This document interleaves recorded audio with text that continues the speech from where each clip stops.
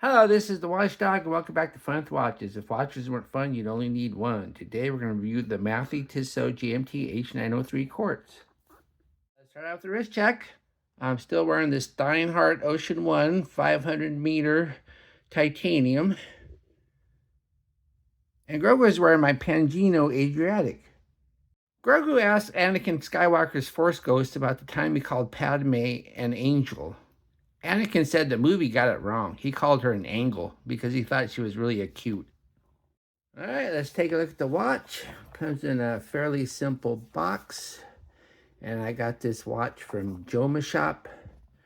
And this is the latest Members' Choice watch, meaning members got to vote on it.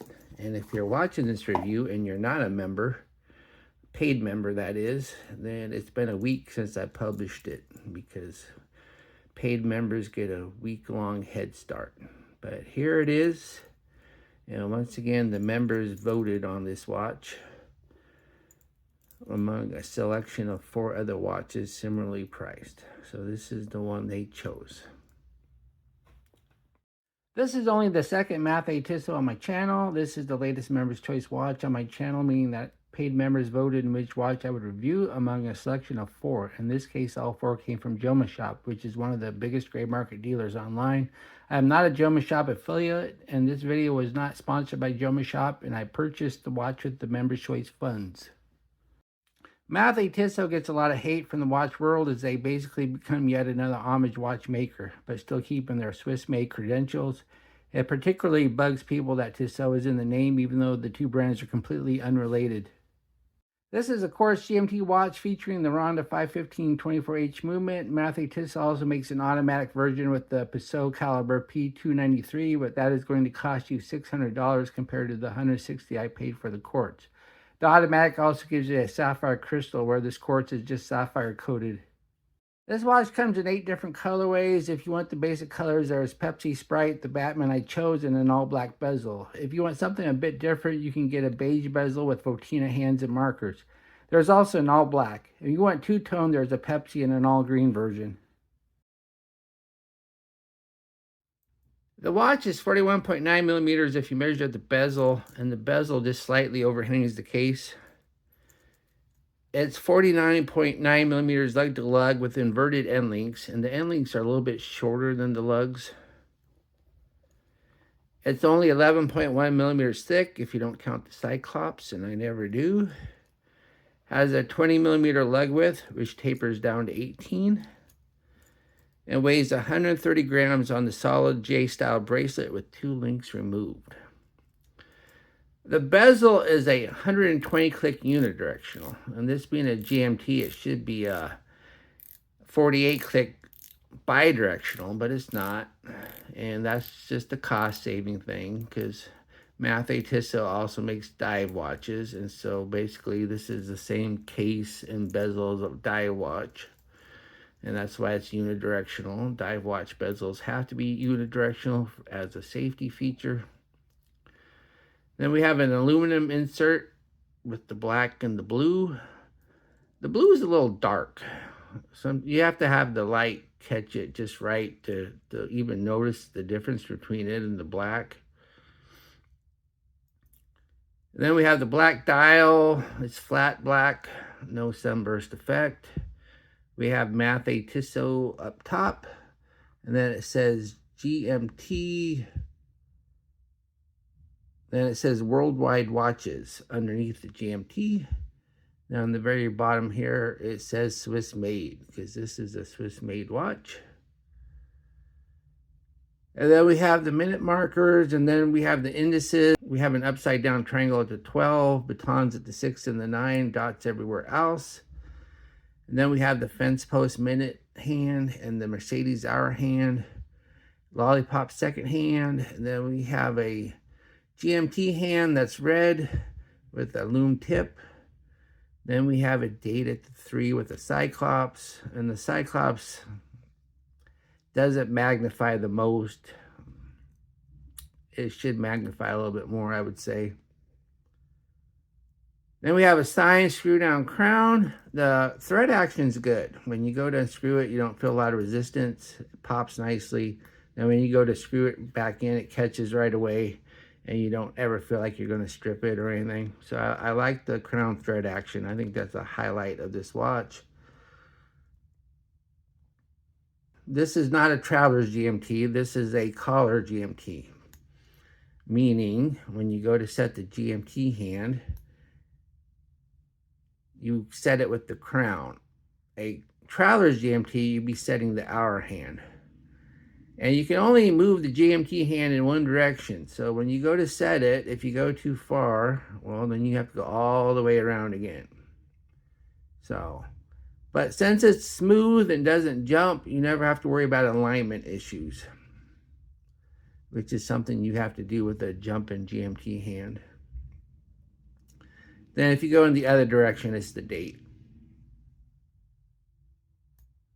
Now, on a traveler's GMT, you can't even set the date.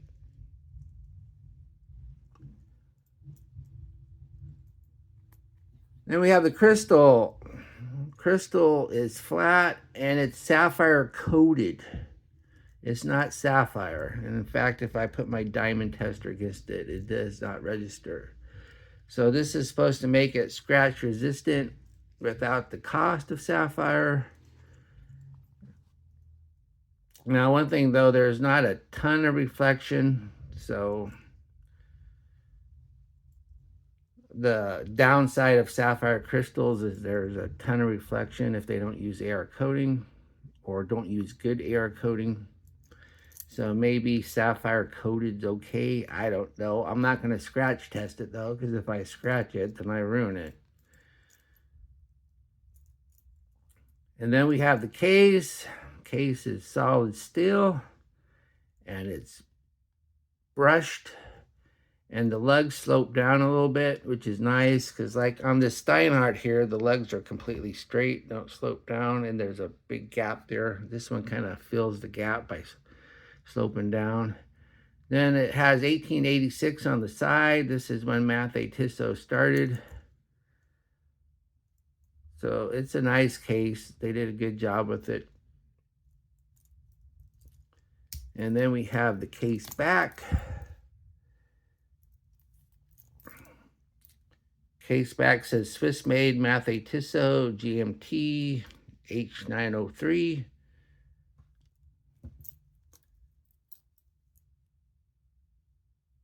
Then it says WR10 ATM, so you get 100 meters. Then you get all stainless steel 316L. And as you can see, it's a screw-down case back. So when it's time to change the battery, it's rather easy to remove, like a pop-off, which is sometimes quite difficult. Underneath the case back is the Ronda 515-24H. This is a Swiss-made GMT movement, and I've had quite a few of these movements, but not the Swiss-made version. Ronda makes 3 different types of movements. They have the Swiss-made, which is, of course, Swiss parts assembled in Switzerland. And then they have Swiss parts assembled in Thailand. And that's what I have on my other watches with this movement. And then they have an all Thailand movement. So, but then again, it's Quartz. I don't know if you would consider that if Swiss parts assembled in Switzerland is any better than Swiss parts assembled in Thailand or not. But maybe there's a more quality control. I don't know. But either way, it does the job. But unfortunately, though, if you look at the second hand, it's missing every single mark. And not just a few marks, every single one of them. So they didn't do a very good job aligning the second hand when they put it on.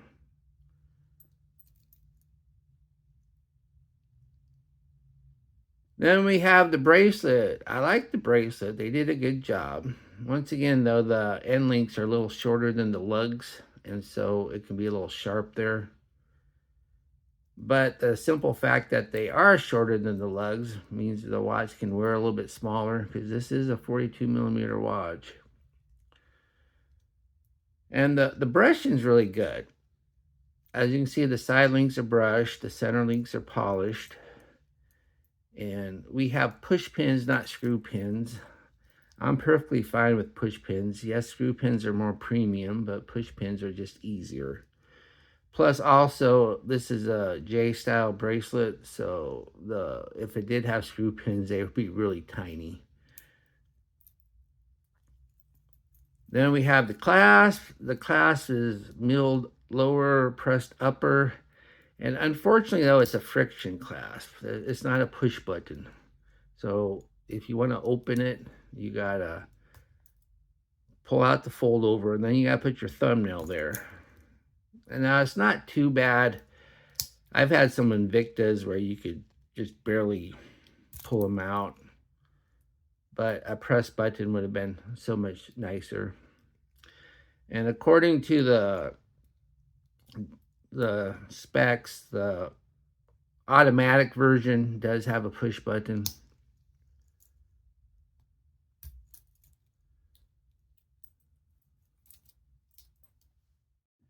Here's the watch on my 7.5-inch wrist. That looks nice. That wears nice. Once again, the lug's kind of curved down, so it contours to the wrist, even though this is a big watch.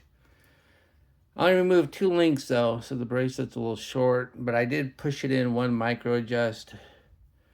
So if your wrist is much bigger than 8, though, you're going to need more links. And if you ordered it from Mathey Tissot, you could probably ask for more links. I don't know if you can do that if you order it from Joma Shop, but I'm sure you can get links somewhere for it. But no, it looks nice. I've been enjoying wearing this watch. Here we are in the loom room. When I was wearing the watch for review purposes, my first thought was the loom wasn't bad. But then I looked closer and saw something that quickly changed my mind. As we speed up the time, we see a nice green see-through color glow in the indices, but unfortunately it is the hands that matter, and there isn't much matter to these hands, as you can barely see them already, and we've just started the test. I am perplexed enough when a Chinese watch company puts on hands that can't keep up with the markers, but I'm just flabbergasted that a Swiss-made watch has the same issue. This loom might just be a deal breaker. What I like about this watch, it looks and wears nice, has a really nice finish. It has solid inverted end links. It's only 11 millimeters thick, and it has really good crown thread action. What are my gripes and groans? The blue on the bezel can be kind of hard to see unless the light's at a certain angle. The second hand misses every mark. The bezel's unidirectional, not bidirectional. The hand loom is horrible. It doesn't even come close to keeping up with the index loom. It has a friction clasp instead of a push button. And the bracelet's a little short. I only removed 2 links and then pushed it in 1 micro adjust. Do I recommend this watch? Arg, I'm torn. There are a ton of gripes and groans for this watch, and by all rights, I should tell you to stay clear, but there's something so likable about this watch, and I really enjoyed my time with it. If you can buy it from Joma Shop for the $160 that I paid, then I say why not? Well, thank you for watching my review of the Mathey Tissot H903 GMT Quartz, and I will be back with another review. Be sure and like and subscribe to my channel. And if you like this watch, I'll leave a link to Joma Shop. This is not an affiliate link. I will get no commission, but right now, Joma Shop is probably the best place you can buy this. And I'd like to thank my Members Choice members, all 6 of you. And once again, if you're a member, paid member, and you're watching this, you got a week-long head start than everybody else.